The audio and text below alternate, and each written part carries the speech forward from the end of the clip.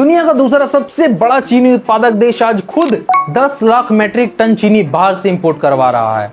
आखिर क्यों? चीनी के प्राइसेस लगातार बढ़ते ही जा रहे हैं, लेकिन क्या इसका सबसे बड़ा रीजन इथेनॉल प्रोडक्शन है? आखिर हमारी चीनी का कितना हिस्सा इथेनॉल बनाने में जा रहा है? इस वीडियो में हम समझेंगे कि आखिर चीनी के प्राइसेस इतनी तेजी से क्यों बढ़ रहे हैं, इथेनॉल प्रोडक्शन में इसका कितना बड़ा रोल है और शुगर मार्केट में ऐसा क्या बदल गया कि भारत को इंपोर्ट का सहारा लेना पड़ रहा है। Sugar prices are at record highs across India and the sharp rise is now forcing the government to take emergency measures. चीनी लोग कम खा रहे हैं, लोग सबको तो आजकल बीमारी हो गई, मिठाई कम खाते हैं। आजकल तो सब डायबिटीज के शिकार हो रहे हैं। तो मैं समझता हूँ कि चीनी के दाम की बढ़ोतरी से कोई फर्क पड़ने वाला नहीं। सबसे पहले बात करते हैं चीनी के प्राइस की। पिछले कुछ हफ्तों में रिटेल मार्केट में चीनी करीब 48 रुपए पर केजी से बढ़कर 56 रुपए तक के आसपास पहुंच गई है, यानी कि लगभग 16% का प्राइस हाइक हुआ है। और कुछ मार्केट में तो इसका रिटेल प्राइस 65 रुपए से 70 रुपए किलो तक पहुंच चुका है।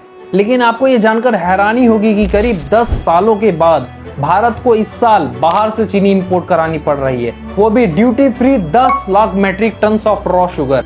लेकिन अब समझते हैं कि हमारे देश में पहले से शुगर स्टॉक रहता था, तो फिर आज हमें बाहर से चीनी मंगवाने की जरूरत क्यों पड़ रही है। लेकिन उससे पहले हमें शुगर और इथेनॉल के कनेक्शन को समझना होगा। गन्ने से सिर्फ चीनी नहीं बनती है, बल्कि उस गन्ने से इथेनॉल भी बनाया जाता है। यानी एक ही गन्ने से हमारे लिए दो इंपॉर्टेंट चीजें प्रोड्यूस की जाती है, शुगर और इथेनॉल। और जब गन्ने से मिलने वाला रॉ मटेरियल इथेनॉल की तरफ डाइवर्ट किया जाता है, तो उससे शुगर प्रोडक्शन की पोटेंशियल क्वांटिटी पर भी बहुत बड़ा इम्पैक्ट पड़ता है। और गवर्नमेंट पिछले कुछ सालों में इथेनॉल प्रोडक्शन को तेजी से प्रमोट कर रहा है। भारत में पेट्रोल के साथ इथेनॉल ब्लेंडिंग 2014 में करीब 1.5% था, जो कि 2025 में बढ़कर 20% तक पहुंच गया है। और इसके साथ शुगर को इथेनॉल की तरफ डाइवर्ट करने की क्वांटिटी भी बढ़ाई गई है। 2018-19 में करीब 3.37 lakh metric ton of raw sugar ethanol के लिए डाइवर्ट किया गया था, जो कि 2021-22 में बढ़कर 36 लाख मैट्रिक टन हो गया है। यानी कुछ ही सालों में इथेनॉल के लिए डाइवर्ट होने वाला शुगर 10 गुना से भी ज्यादा बढ़ गया है। लेकिन जब गवर्नमेंट से इसका जवाब मांगा जाता है, तो गवर्नमेंट का कहना है कि नहीं, ये चीनी के प्राइसेस इथेनॉल की वजह से नहीं बढ़ रहे हैं। गवर्नमेंट के मुताबिक इसकी बड़ी वजह है खराब मौसम और फसल में होने वाले डिजीज। लेकिन रियलिटी को समझने के लिए हमें शुगर प्रोडक्शन पर नजर डालना होगा। 2021-22 में भारत में करीब 394 lakh metric ton sugar produce किया गया था, जबकि देश में जरूरत थी लगभग 270 लाख टन की। यानी उस वक्त हमारे पास अपनी जरूरत से लगभग 100 लाख से भी ज्यादा शुगर सरप्लस में था।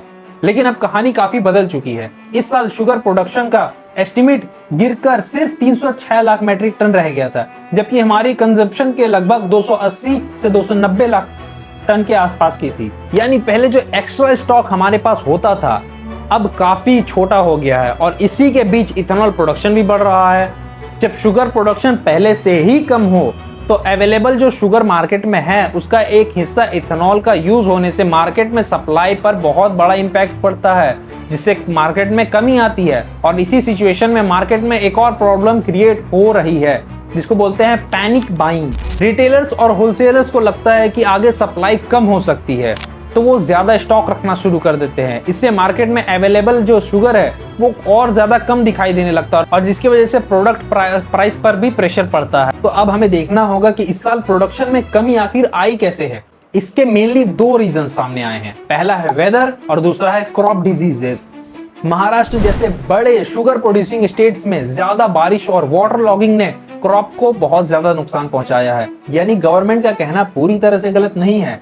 इस साल वेदर कंडीशन और क्रॉप डिजीज की वजह से प्रोडक्शन पर सच में इंपैक्ट पड़ा है। लेकिन अब असली सवाल ये है कि अगर प्रोडक्शन में कमी सच में हुई है, तो इथेनॉल में इसका कितना बड़ा रोल था। गवर्नमेंट उल्टा ये कह रही है कि इथेनॉल के लिए जो डाइवर्ट होने वाला शुगर का शेयर है, अब पहले से कम कर दिया गया है। 2022-23 में ये करीब 12% था, जो कि 2025-26 में घटकर 9% रह गया है।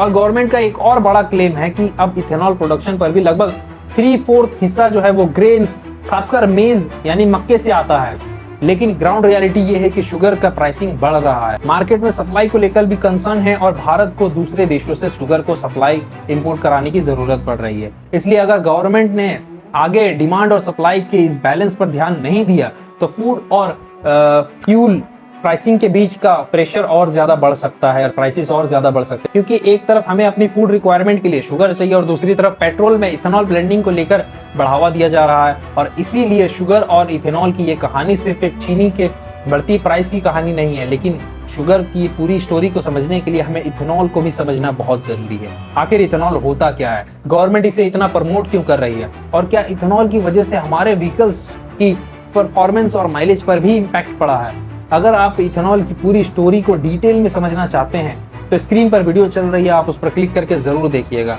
और अगर आपको ये वीडियो इन्फॉर्मेटिव लगा हो, वैल्यूएबल लगा हो, तो वीडियो को लाइक करके चैनल को सब्सक्राइब जरूर कर लीजिएगा और कमेंट में बताइए कि आप कितना परेशान हैं फूड प्राइसेस को बढ़ने को लेकर।